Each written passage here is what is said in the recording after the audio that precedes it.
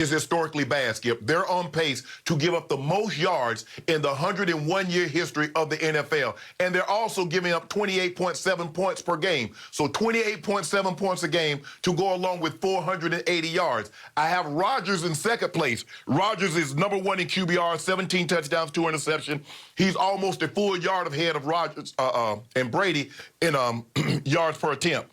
I got Mahomes third because Mahomes quietly has been under the radar, Skip. He's 16 touchdowns, 1 interception, and even in the game that he lost, he threw for 340 and put up 32 points. And I have Brady tied with Derrick Henry. Derrick Henry is on a team that their defense is bad.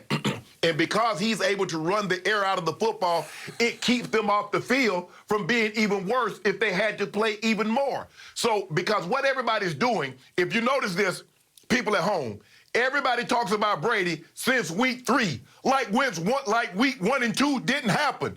He played week 1 and 2, and he didn't look good because he didn't look good those first 2 weeks. We got to pick it up from week 3, where everybody else has to count weeks 1 and 2, because guess what? They go towards this total yardage. They go towards this total touchdowns. So with that being said, I have Rodgers tied for 4th. I have Russ 1. I have Aaron Rodgers 2. I have my homeboy 3. I have Tom Brady tied with Derrick Henry for 4th. The Brady hate on this show knows no boundaries. Shannon, I regret to inform you, Tom Brady has edged ahead in the MVP race. I'm not saying he's running away with it, but he's edged ahead.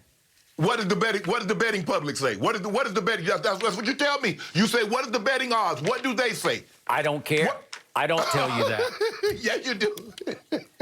All I know is what my eye test tells me.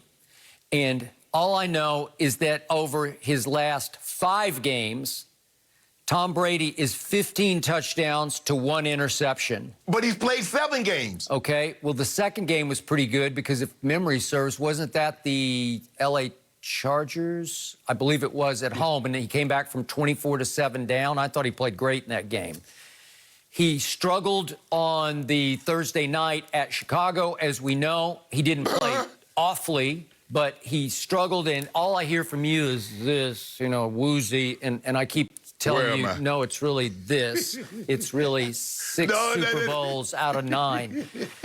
Okay, so what you continue to neglect to tell America out there is that what Tom Brady is doing is off the charts, all-time extraordinary, because he's the one quarterback or one player, if you want to throw in Derrick Henry, who had no continuity going into the season. If you have Russ number 1, it seems like he's been with Pete Carroll in that offense for 2 decades. It feels like he's played for 20 years like Tom has done in New England. And Tom Brady took over a franchise known as the Succaneers that had the worst winning percentage in all of sports, that was 7-9 last year.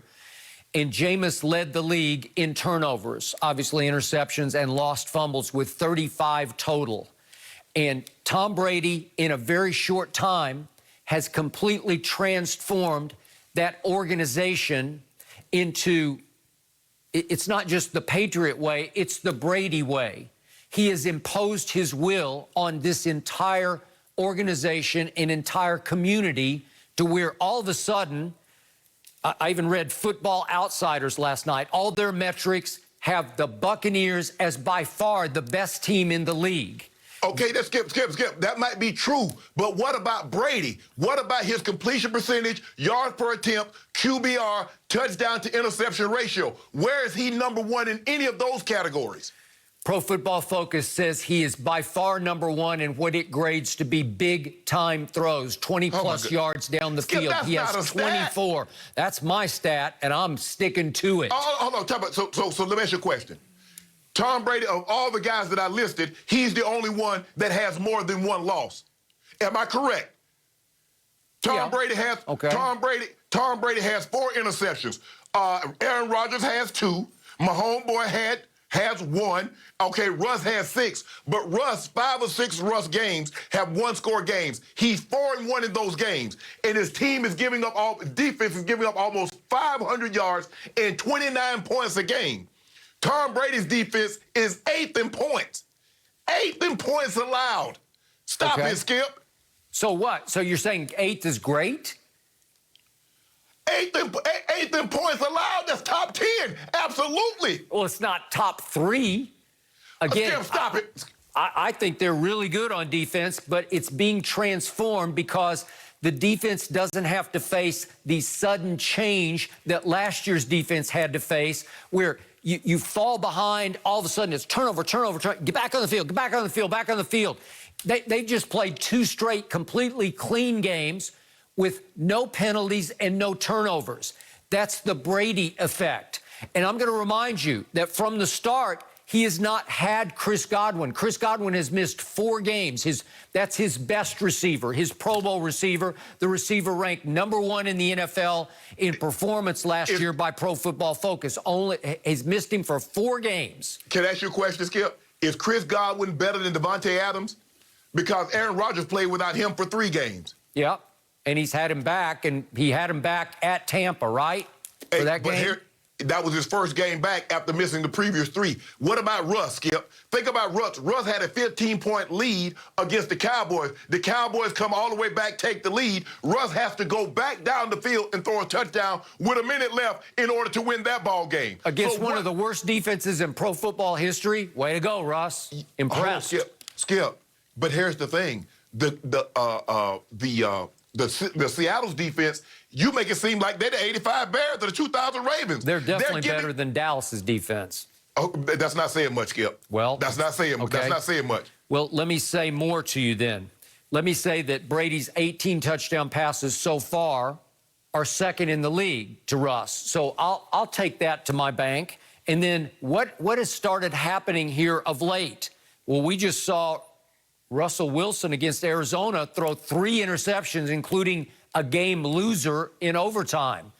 Okay, so you took a big step back as Brady took a step forward. And by the way, he's the NFC Player of the Month for October at age 43. Who knew it? Somebody I know that I work with here on Undisputed has said for 4 straight years he should take it on home. He's done. That's enough, Tom. Go on home. Okay, how about this? What should have happened? We're talking about this year. We're talking about right now, and we're talking about the MVP voting. If you look at what his numbers are, Skip, he's 19th in QBR, 21st in yards per attempt. You already said that.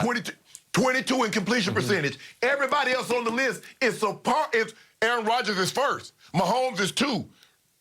Okay, speaking of Mahomes taking a step back, have you been watching him closely the last 4 games? Because speaking of QBR, it has plummeted. He has been just ordinary the last 4 games. He's second. Well, look at his last 4. He's averaged 65 the last 4 games. That's not. He's a 90 guy. He's a guy who dominates, and he has not been dominating.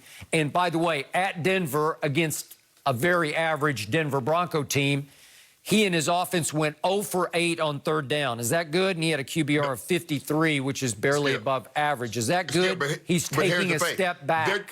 Their defense is even without Von Miller, their defense is commendable because you think about a pick 6, 2 fumbles, and a kick return touchdown is